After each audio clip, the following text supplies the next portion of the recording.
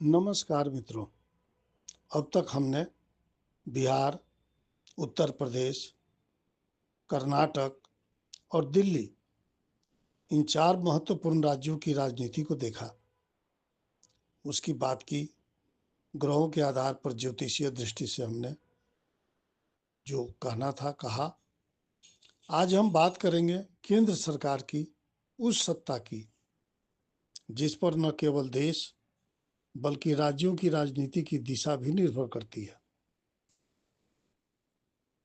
2026 की ओर बढ़ते भारत में केंद्र की भूमिका कैसी रहेगी, आइए देखते हैं।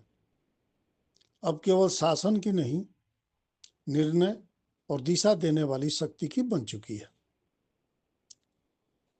केंद्र सरकार की वर्तमान स्थिति देश में इस समय राजनीतिक रूप से स्थिर केंद्र सरकार है। संसद में निर्णायक स्थिति है और प्रशासनिक ढांचा अपेक्षाकृत मजबूत दिखाई दे रहा है।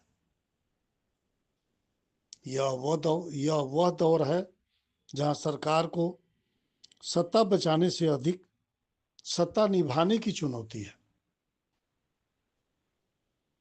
राज्यों और केंद्र का संबंध हाल के समय में यह स्पष्ट हुआ है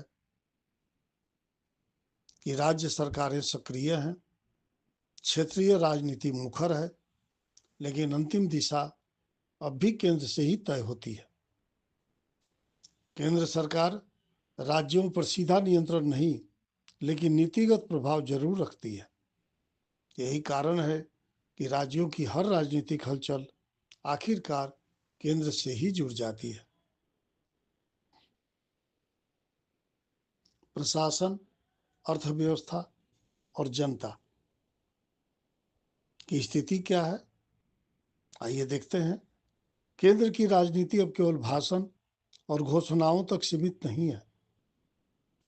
जनता का फोकस है महंगाई, रोजगार और सुरक्षा और प्रशासनिक पारदर्शिता।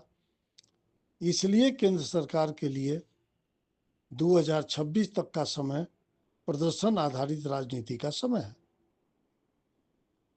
विपक्ष की राष्ट्रीय स्थिति इस प्रकार है।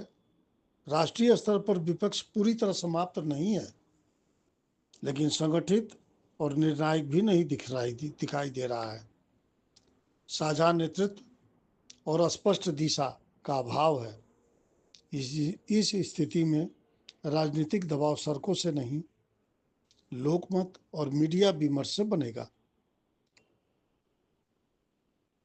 ज्योतिषीय ग्रह संकेत यह बता रहे हैं कि केंद्र में सत्ता स्थिर बनी रहेगी, लेकिन निर्णयों का दबाव बढ़ेगा।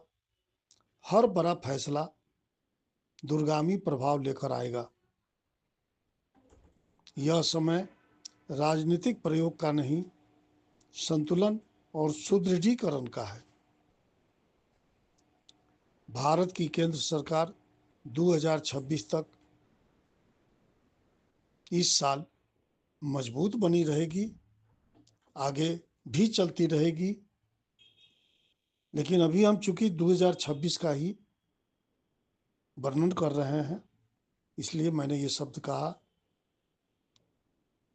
स्थिर दिखेगी, लेकिन निरंतर परीक्षा में रहेगी।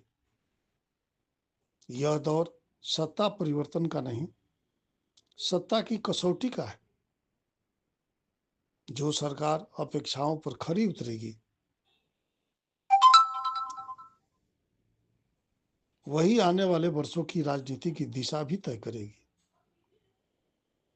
और भारत सरकार इस मामले में काफी मजबूत दिखाई दे रही है।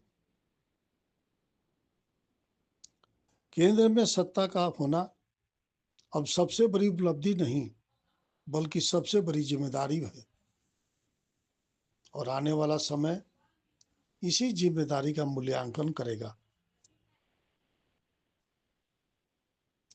अब आज के वीडियो में बस इतना ही। कल के वीडियो में कुछ और विषय को लेकर के हम चर्चा करेंगे।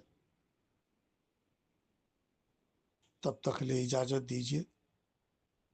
जय शिव शक्ति, जय भारत, जय सनातन।